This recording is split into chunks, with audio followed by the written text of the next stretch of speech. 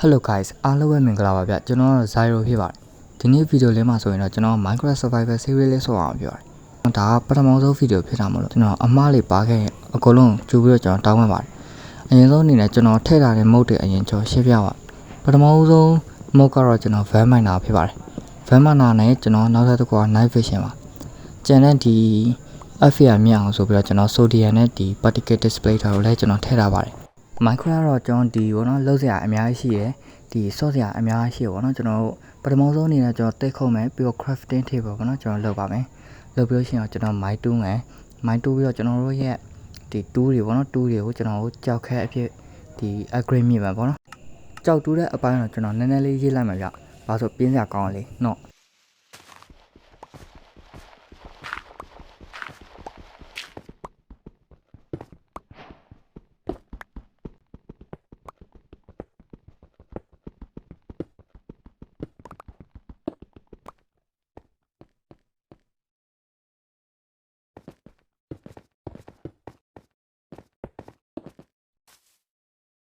ကြောက်ခဲလည်းရလာပြီဆိုတော့ဒီကြောက်ပြည့်စီတဲ့ crab man ပေါ့နော် crab ရနဲ့ကျွန်တော်တို့ဘဝရာစတင်ပါပြီ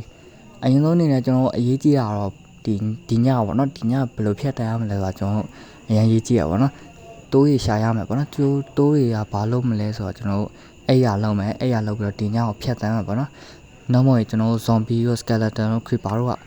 ဒီ barrow မှာဆိုရင်တော်တော်လေးဒုက္ခပေးတယ်ပေါ့နော်ဒီကောင်တွေကအားကြောင့်ဒီညကြရင်ဆရာကြီးပဲပြဒီကောင်တွေကအခုအတန်သွင်းနေရတော့ကျွန်တော်ဒီတိုင်းသွင်းနေရမလို့ကျွန်တော်မိုက်မဖောင်းသွင်းနေရမလို့ဒီအတန်မကောင်းတာရှိရင်ကျွန်တော်ကြိုပြီးတော့တောင်းရပါတယ်ဗျနောက်မှကျွန်တော်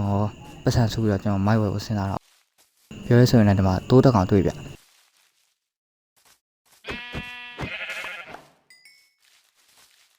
ကဲဒီမှာနွားတစ်ကောင်လည်းတက်မယ်တက်ပြီးတော့ကျွန်တော်ဘယ်ဘက်သွားရမလဲတော့ကျွန်တော်မသိသေးဘူးဆိုတော့ဒီ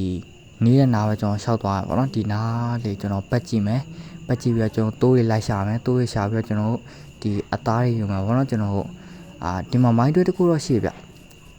ဒါမှမသွားတော့ဗျအဲ့မိုင်းတွေကကျွန်တော်သွားပြီးလဲကျွန်တော်ဘာမှလည်းလုံးစရာမရှိရဆိုတော့အရင်ဆုံးနေအောင်ကျွန်တော်ဒီအစာလိုအဲ့တယ်ပေါ့နော်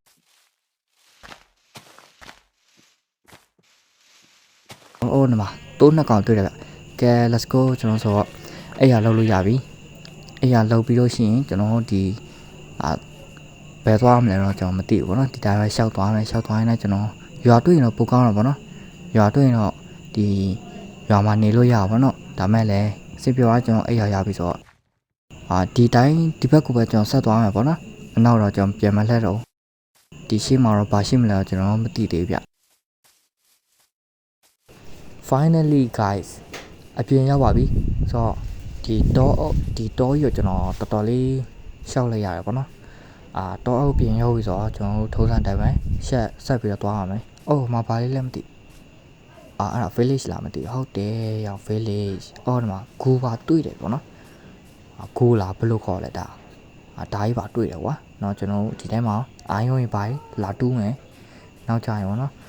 အခုကတော့ကျွန်တော်ရွာထဲအရင်ဝင်လိုက်အောင်ပဲဗျရွာထဲမှာဝင်ခင်တော့ချက်ရှိုးမယ်အာယုံရင်ပါရပေါ့နော်ကဲဆိုတော့ကျွန်တော်ရွာထဲဝင်မှာပေါ့နော်ဘေးနားမှာလေကျွန်တော်ရေအိုင်လေးရှိရဗျရေအိုင်မဟုတ်ပင်လယ်ပေါ့နော်ပင်လယ်ရှိတယ်တော်တော်လေးမိုက်တယ်ပေါ့နော်ဒီမှာလည်းတစ်ခုဒီမှာတော့ခိုးကိုတွေ့နေရပါတော့ခိုးနောက်မှလာတူးမယ်အရင်ဆုံးကျွန်တော်ရွာလဲမဝင်ခင်အစားစားပါတော့အစားစားရင်တွားရှာမယ်ဆိုတော့ဒီမှာတိုးရရှိရပါတော့တိုးတက်မယ်တိုးတန်ရဲ့အသားရပါတယ်အသားရရင်ကျွန်တော်စားလို့ရပါတယ်အသားကို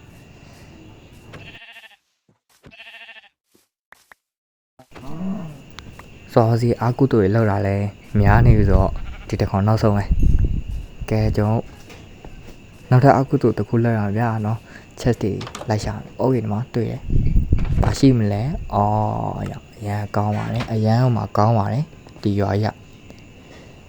ဆိုတော့ပြန်ပိတ်ပြီးတော့နောက်တိန်သွားမှာပေါ့မရှိပါဘူးမရှိတော့နောက်တိန်ပေါ့နော်ဘာမှမရှိတော့မှဗျာဒီ Hebel တို့ဒီ site king တွေပါရကျွန်တော်တို့အထောက်ကူပြည့်ပေါ့နော်အိမ်စိတ်ရှိရင်အိမ်ထဲမှာပါဒီအိမ်မှာပါနေလို့ရတာကွာအဲ့ဒါပဲဆိုတော့နောက်ထပ်အိမ်တိန်သွားမယ်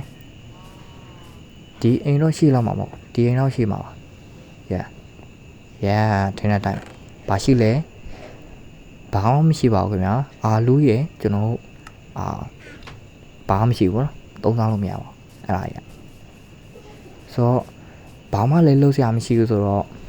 အိမ်မျော်လင့်ချက်တော့မရှိတော့ဗျပစ္စည်းကောင်းနေရဖို့အတွက်တော့ဘာရှိလဲဘာမှမရှိပါဘူးကျေးဇူးတင်ပါတယ်ဆိုတော့မရရင်တော့ရတာကျုံးမယ်ဟေးဘဲတွေအကုန်ကျုံးနော်တခုမှမချမ်းနဲ့ဘာဆိုရွာသားကြီးကဒါတွေသုံးလို့မှမတက်ဆိုတော့ကျွန်တော်တို့ပဲဒါဒီမှာတိုးတွေနွားတွေပါရှိရပါတော့အရင်ဆုံးကကျွန်တော်ယာယီနေရာလေးလောက်ရအောင်ဗျကျွန်တော်နေမဲ့နေရာလေးပေါ့နော်ဟုတ်အိမ်တော့မဆောက်တော့ဗျဘာဆိုကျွန်တော်အိမ်ဆောက်ရတာတော်တော်ကြာမှာဗျနောက်မှပဲဆောက်တော့ပေါ့နော်အိမ်တော့ဒီကူတွေကိုကျွန်တော်ဝင်မယ်အာယုံလေးပါရေးတွေ့တော့ကောင်းတော့ပေါ့နော်ပိတ်ကတ်တို့ပါတော့လောက်လို့ရအောင်ဒီမှာခိုးတော့တွေ့တယ်ခိုးတွေ့တော့မစိုးလို့ပြောလိုက်ရအောင်ဟိုကျွန်တော်အသားတွေမီးဖုတ်လို့ရအောင်ပေါ့နော်ကဲခိုးတွေတူးမယ်ခိုးတူးပြီးတော့ချင်းကျွန်တော်ယာယီနေရာလေးဆောက်ပြီးတော့အေးစိနေမယ်မနေခင်တော့ကျွန်တော်မိုင်းတွေပါသွားတူးမယ်ပေါ့နော်မိုင်းသွားတူးပြီးတော့မှကျွန်တော်တို့ဒီအိမ်ဆောက်မယ်ပေါ့နော်အခုကျွန်တော်ဗီဒီယိုလုပ်ပြရတယ်နောက်ထပ်တစ်ပုံမလုပ်ခင်မှာကျွန်တော်အိမ်တွေပါဆောက်ထားမယ်ပေါ့နော်နောက်ပြီးတော့ဒီ found တို့ပေါ့နော်ကျွန်တော်ဒီက cycling တို့ဘာလို့ပါဆောက်ထားမယ်ဗျာဘာလို့ဆိုဗီဒီယိုထဲမှာထည့်ရင်တော့တော်တော်လေးကြာမှာဗျာဒီအဆောင်လေးဆောက်တာတော့ဘာလို့ပစ္စည်းရှာတာပေါ့နော်နောက်အပြီးဆုံးကြာရင်တော့ကျွန်တော်တေချာလေးလုပ်ပေးပါမယ်ဗျဘာလို့ဆိုအခုကကျွန်တော်ဖြစ်တယ်လို့လေးပဲလုပ်လိုက်ပေါ့နော်အဲ့ဒါတော့ဒါအားလုံးသိခံပေးကြပါလို့ကျွန်တော်တောင်းဆိုချင်ပါတယ်အရင်ဆုံးနေကျွန်တော်ဒီမှာအဲ့ရချမယ်ပေါ့နော် crafted တွေပါနဲ့ကျွန်တော် furnace လေးချမယ်ချပဲကျွန်တော်အသားတွေမီးဖုံးမယ်ပေါ့နော် furnaceနှစ်ခုလောက်လိုက်မယ်ဟောလက်ခွာပဲရောင်ကြီးအတုံးချတာမှားနေတယ်ကျွန်တော်ဒီ micro ကိုတော့ကျွန်တော်ဘယ်လိုဖြစ်လဲဆိုတော့ micro version အသက် down လာဗျ။ down လာတော့ကျွန်တော်ရဲ့ setting တွေကဘယ်လိုပြောမလဲဆိုတော့တမျိုးကြီးဖြစ်နေတာဗောနော်အဲအကြောင်းလက်ကအကွက်မကြသေးဘူးဗျာအဲအကြောင်းကျွန်တော်နောက်ကြရတော့ကျွန်တော်တေချာလေးပြန်ချိန်ထားပါမယ်လို့နော်ဒီလိုနဲ့ပဲကျွန်တော်လှုပ်လိုက်တာကျွန်တော် setting နဲ့ရန်ဖြစ်နေတာဗောနော်အခုဆိုရင်တော့ဒါပြောင်းလို့ရပါပြီဒါလေးကျွန်တော်လိုက်ရှာတော်တော်ကြာတယ်ဗျ setting ထဲမှာလည်းတော်တော်လေးပုံးနေရပါတော့ဆိုတော့ကျွန်တော်ပထမရက်အိတ်လိုက်ပါမယ် Good morning everyone ဒီနေ့ကတော့ကျွန်တော်ဘာလုပ်မလဲဆိုတော့ကျွန်တော်အရင်ဆုံးပါမုတ်တွေလုပ်မယ်ပြီးရင်ကျွန်တော်မိုင်းသွားတူးမယ်ပေါ့နော်အာယုံတွေကလိုအပ်တယ်ဗျဆိုတော့ပါမုတ်တွေလုပ်မယ်ပါမုတ်တွေမြန်မာဆဆလုပ်ထားမယ်ပေါ့နော်ဘာလို့ဆိုပါမုတ်တွေကပိုက်ဝါလीနော်ပိုက်စားနေရတယ်တော်ပဲဗျကျွန်တော်စားမယ်စားပြီးလို့ရှိရင်တော့ကျွန်တော်ဆွမ်းနာပြောတဲ့အတိုင်းပါနော်ကျွန်တော်မိုင်းသွားတူးပါမယ်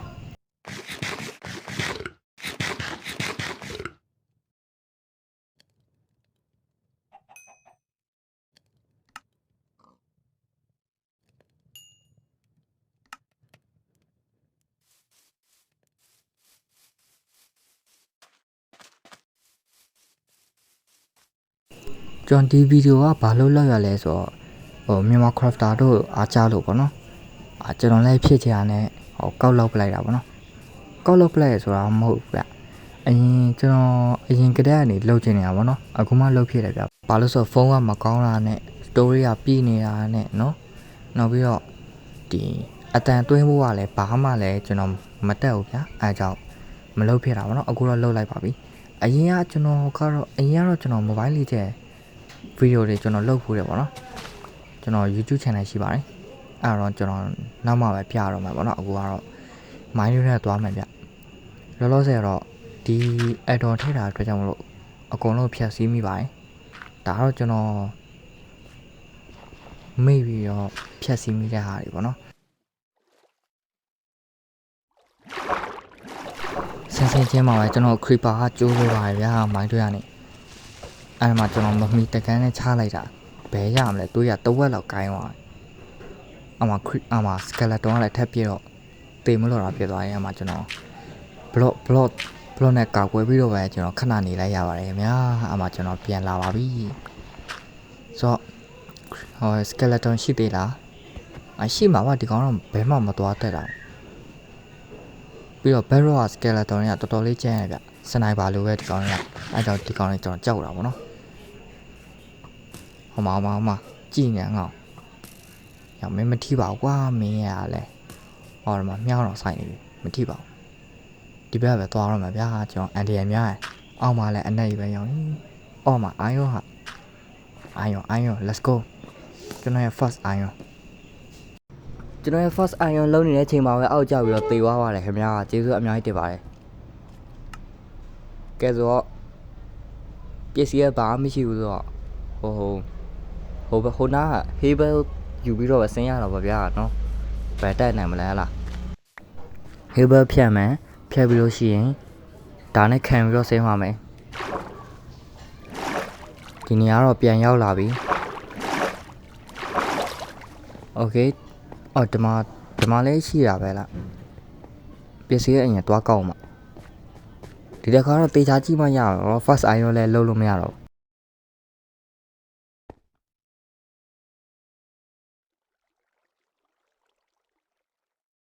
ကဲရော့လာပြီ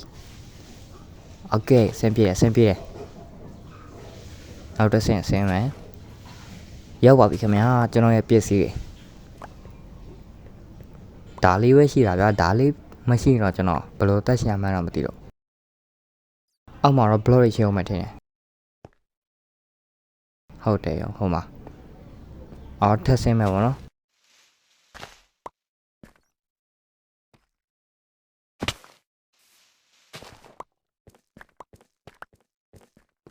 ကဲကျွန်တော်ရဲ့ပစ္စည်းလည်းရပြီဆိုတော့ဒီမှာ iron လေးတူးလိုက်အောင်မယ်ခဏiron တူးပြီးလို့ရှိရင်တော့လုံခြုံအောင်ရှီးလေးပါလေးလုံမှာပေါ့နော်ကျွန်တော်က survival skill ကအရန်ကျွမ်းနေဆိုတော့ဒီနားမှာပဲလှုပ်လိုက်တော့မယ်ဗျာနော်ဒီနားမှာကျွန်တော်ပစ္စည်းရဲ့အရင်တေချာလေးဆက်အောင်မယ်ပေါ့ဒါပဲရှိတယ်ရောင်ကြီးပစ္စည်းရလဲမွဲလိုက်လားလောလောဆယ်ကတော့ crafting table လုပ်ပြီးတော့ furnace ဆောက်မယ်ပေါ့နော် block တော့ဒီနားပဲတူးလိုက်မှာဗျโอเคဒီနားရော့အော် wait ဒီမှာ iron ပါတွေ့တာ okay ပါကျေးဇူးတင်ပါတယ် iron ပေးတဲ့အတွက်ကျေးဇူးတင်ပါတယ်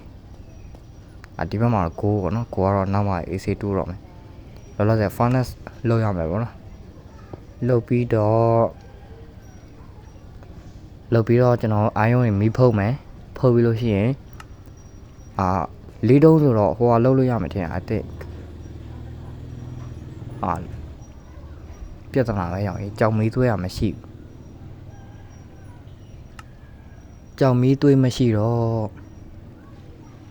ဘာရှိလဲရှိတာပဲထည့်ကြအောင်ရှိလေးရရင်တော့မစိုးလို့ပြောလို့ရမယ်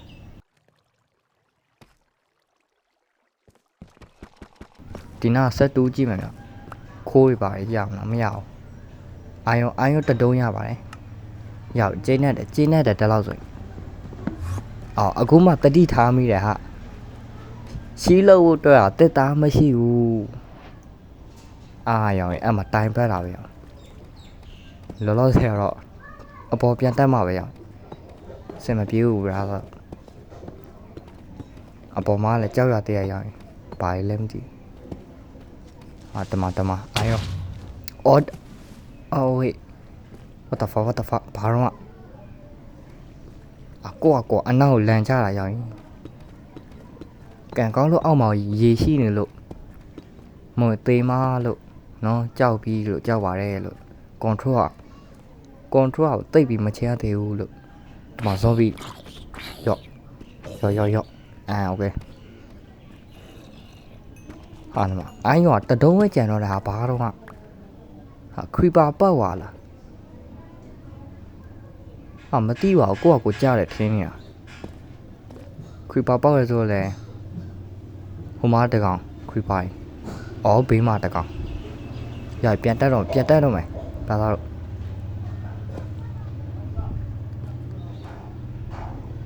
ာ့creeper ကတော့ကျွန်တော်ကြည့်နေမှာမင်းရလဲ what the fuck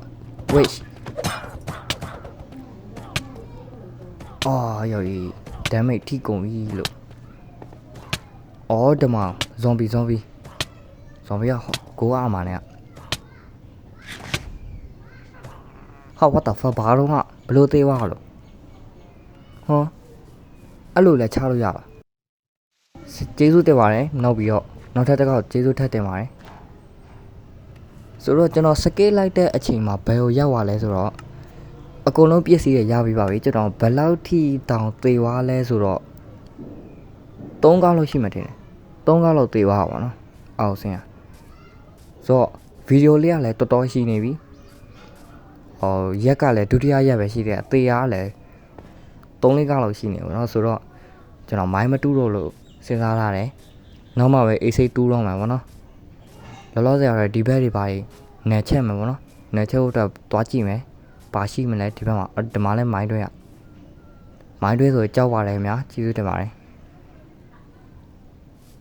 ဒီဘက်နည်းနည်းတော့စိုးစမ်းကြည့်မယ်ဗျဒီမှာအာရုံရှိရနော်အာရုံတဒေါင်းလို့ဖြစ်ရရင်တော့ပိုကောင်းတော့ကျေးဇူး triple တင်ပါတယ်ခင်ဗျာရမသွားတော့ကြောက်တယ်နော်ဒီတခါရှောင်းရင်ပစ္စည်းလဲကြံတော့မှာမဟုတ်ကိုအိမ်ပြန်ပြီးတော့ပဲအန်ရောအာမာလေးနဲ့ချီးတော့မယ်ဗောနော်အေးစေးအေးယော bro what's up ဟဲကျွန်တော်အန်ရောအာမာရပါပြီfull အာမာတော့မဟုတ်သေးဘူးဗျကျွန်တော်ဒီဗီဒီယိုလေးကတော့အမားတွေများစွာနဲ့ဗီဒီယိုလေးပါ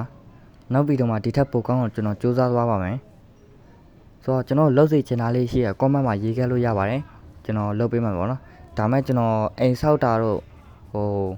စပားတွေပါစိုက်ခင်းပါဆောက်တာတော့ကျွန်တော်ဒီဗီဒီယိုမလုပ်ခင်မှာပဲကျွန်တော်ဆောက်ထားလိုက်မှာပေါ့နော်ဘာလို့ဆိုပြင်းနေဗျကျွန်တော်က